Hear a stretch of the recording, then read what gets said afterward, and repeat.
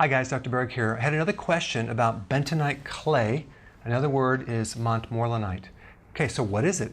It's a volcanic ash type clay product that is filled with all sorts of trace minerals. But the unique thing is it gains a super strong negative charge when you add water.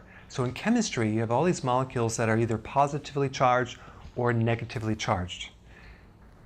Bentonite clay is negatively charged when you add water, so it acts as a kind of like a magnet, not like a sponge, but a magnet. So there's this word called adsorption, not absorption, adsorption, which basically attracts things around the molecule. Okay?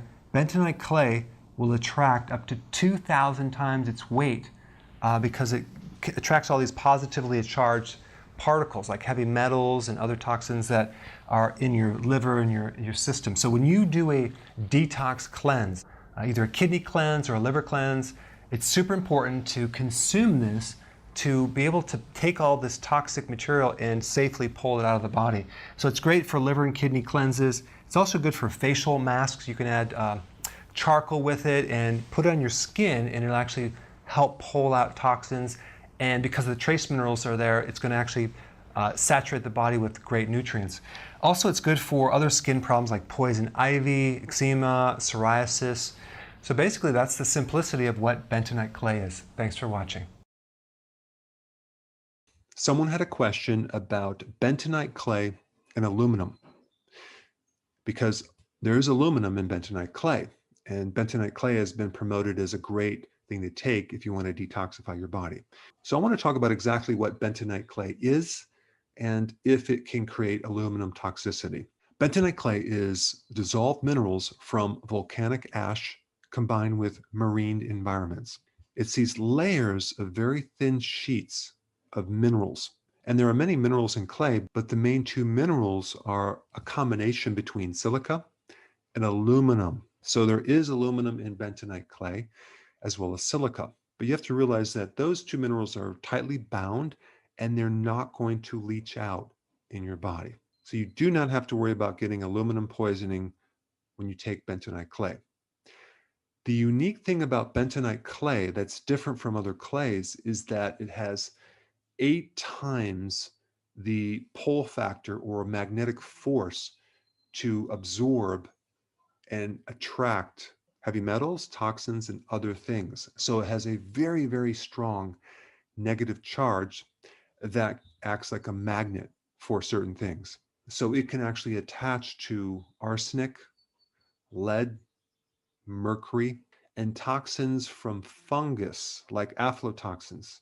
And it can even decrease bacterial loads, which is actually quite fascinating if someone has an infection. It's really good for people with IBS that get a lot of bloating, that have inflammation in their guts. So that's really the simplicity of bentonite clay. Some people put it on the external part of their body, whether they have poison ivy, which it's good for, and various burns and wounds that they have. There's many different functions. Farmers give their cattle bentonite clay to help absorb the toxins from the soil, as well as other toxins from mold, from the food, etc. So bentonite clay has many beneficial things, and no, it will not give you aluminum poisoning. Hey, before you leave, I just wanted to give you a little quick history on some of the books that I wrote. This was one of the first books. It's called Dr. Berg Body Shapes. It was my attempt at writing about body types. What was very interesting about this book is I actually did all the images myself. Don't ask me why. They look actually not quite as professional as some of the images that I have in the new book. But anyway, this is my first attempt right here called Dr. Berg's Body Shape Diets. And then I wrote a book more extensive called The 7 Principles of Fat Burning. I don't even have a copy anymore, actually, because it's outdated. The next book, I put about 1,000 hours into this one right here called The New Body Type Guide. Major updates on the body types. I put a lot of energy into this. It has professional images, graphics, all sorts of things. Now, the problem with this book is it doesn't really describe what this is really about. Body types are only a small portion of what's in this book.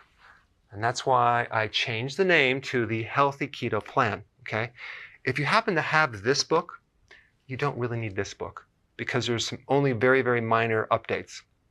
But if you don't have this, you need to get this one right here. This book goes into every single detail that you would ever want to know about. It goes into the 7 principles of fat burning. It goes into hormones, the body types, the basic keto plan. It goes into intermittent fasting. I talk about the 10 fat burning triggers and blockers and fat burning strategies with a lot of details in every single chapter. I go into body issues that interfere with losing weight. There's very few people that just have a weight problem. They have a lot of body issues, whether it's sleeping problems, stress problems, inflammation, menopause. I cover that extensively in this book. Then I talk about how to get rid of stress, and I show you a technique. Then I get into exercising. And then I have a lot of really good recipes in this book as well. So this is a good reference guide. On my website, if you get this book, you get this one free. It's called Healthy Keto Intermittent Fasting. This is the shortcut, quick guide to this book. And the reason I created this book is to have you, within 45 minutes, learn how to do keto, okay, in intermittent fasting, exactly what you need to do. Then you can fill in the blanks with this book right here. So right now I'm doing a special. If you get this book, you get this one totally free, or you can go to Amazon and get these individually. So I just want to clarify the difference between this book and this updated one right here. If you don't have this, you need to get this right here. That way you can get the exact correct information to do it healthily.